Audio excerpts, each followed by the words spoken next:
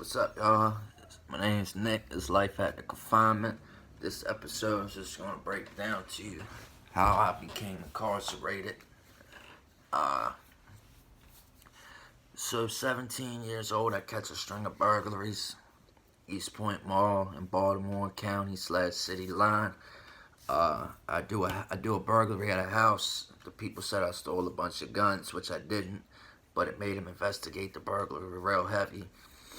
The girl who actually put me onto the burglary, it was her boyfriend's parents' house, so they automatically suspected her.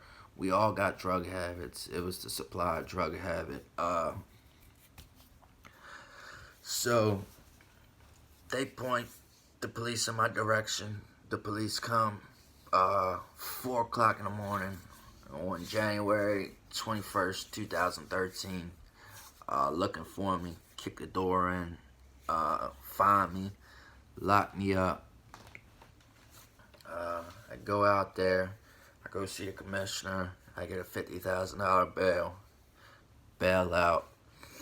While I'm out on bail, I catch another burglary, another first-degree burglary. Go back out there. This had to only be like 60 days later. I didn't even get a chance to get over my drug habit. I wasn't ready to come home. So I get locked back up. I get a no bail. I'm sitting out there maybe 6 months. Finally go to trial. The judge gives me, what the judge give me? Judge gave me 3 years off suspended, but a year or 6 months I basically got time served. I came home. Like I just told you, I wasn't ready at all. Come home, straight back to the same old bullshit, doing good for maybe 30 days, compliant with probation or whatever. Not even, like I said, maybe 3 weeks after being home, I'm in Baltimore City in O'Donnell Heights, which is a known drug area, helping somebody else cop some drugs. I get locked. The police roll up on us on the way out the neighborhood. Locked. They didn't even find no dope on me. They find it on the dude next to me. Locked us both up. We're down to city jail. He goes to see the commissioner, gets his own recon. I get a $50,000 bail again. I go to bail review and get my own recon though. But I came home at 3 o'clock in the morning that night. That following morning, I get charged for stealing a firearm, a P95 Ruger. I get charged for illegal possession of a regulated firearm, theft of an irregulated firearm, and theft. I'm on the run all day. They're having the hardest time catching me or whatever, and they finally do catch up to me. So I end up out Baltimore County Detention Center, and I'm pissed. I'm angry. They have out there. They have this thing called it's called orientation or receiving. It's where you go and you sit, wait to get classified by your charges, whether you're going to be red jumper, blue jumper, things like that. Red jumper is maximum security, which is the murders, first degree assaults, armed robberies, attempts, shit like that. You know what I mean? And I get classified. I get a blue jumper, obviously. I'm up there. I go to lockup for, it's me and a bunch of my brothers, Judd, Eric Day. A lot of us is up on a tier together. And I go to lockup for some dumb shit. I'm on cell restriction. And I'm on cell restriction, and I come out the cell, and they send me to lockup for that. So I'm on confinement, which there is the worst lockup ever in the state of Maryland, period. I don't give a... This is my opinion, but it's fucked up. You get 22 hours in a cell.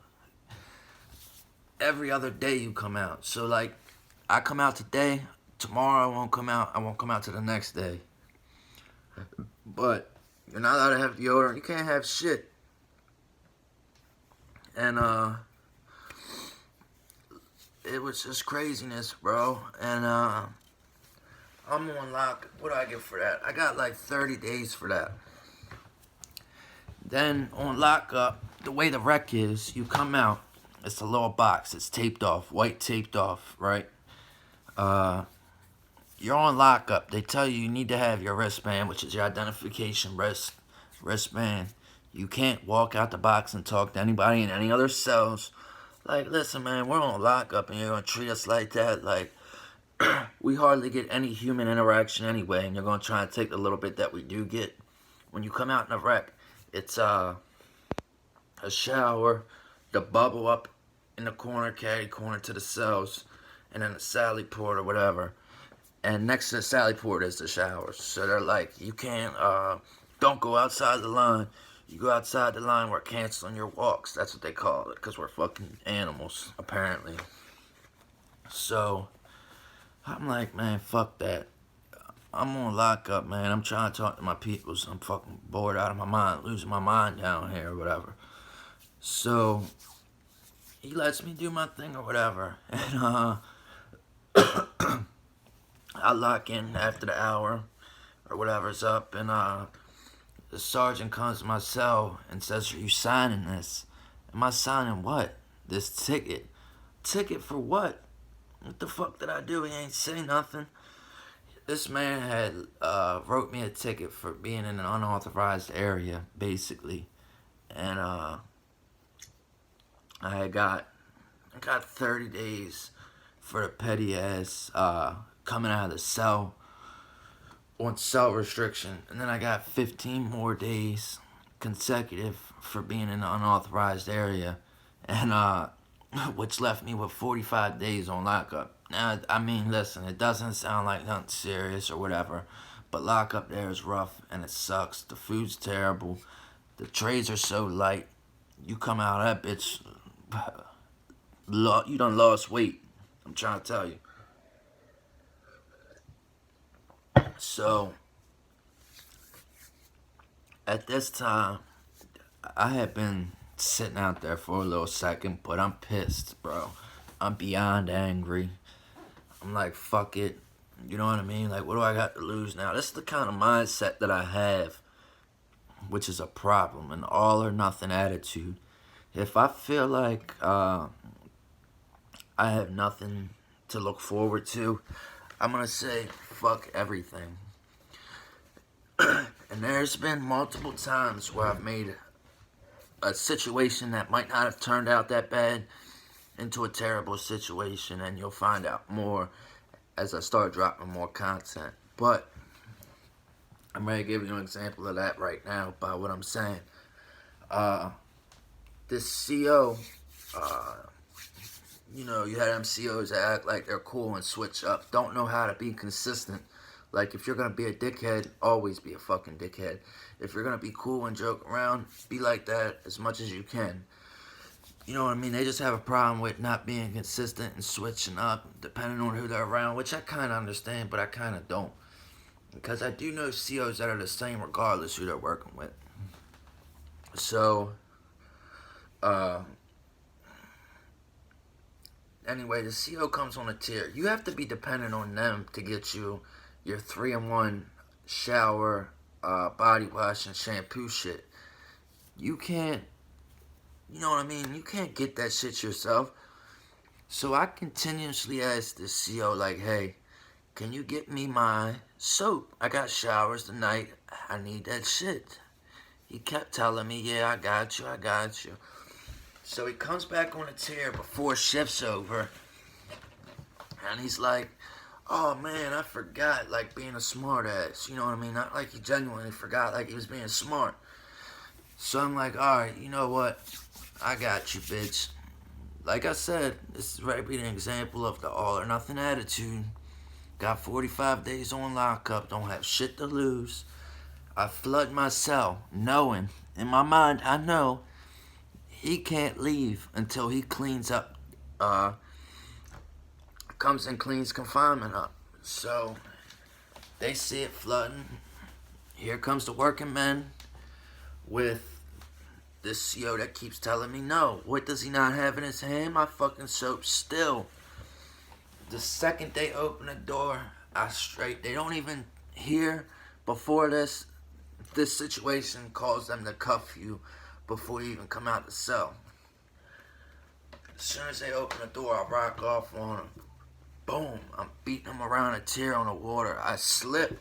Boom. He's elbowing me, giving me swift elbows to the face. I feel blood on me, right?